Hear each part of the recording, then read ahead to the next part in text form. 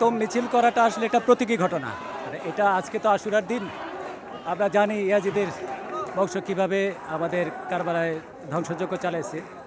ঠিক সমসাময়িক সময়ে বাংলাদেশে যে আবু সাইদরা আত্মদান করলেন, আমাদের কাছে মনে হয়েছে সেই ইয়াজিদের বংশের লোকজনের হাতেই যেন মারা গেল, আমাদের শহীদ হলো আমাদের আবু সাইদরা।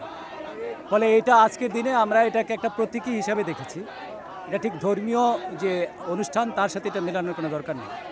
এটা একটা প্রতীকী ঘটনা হিসাবে দেখেছি যে এই মাতমটা হাই সাইদ আজকের দিনে হাই হাসান হাই হুসেনের জায়গায় বাংলাদেশের প্রেক্ষাপটে আমরা বলতে চাইছি hi Saeed, hi Rafi, hi Yasin, hi Adnan, যারা গতকালকে বাংলাদেশের জন্য, বাংলাদেশের ভবিষ্যতের জন্য শহীদ হয়েছে।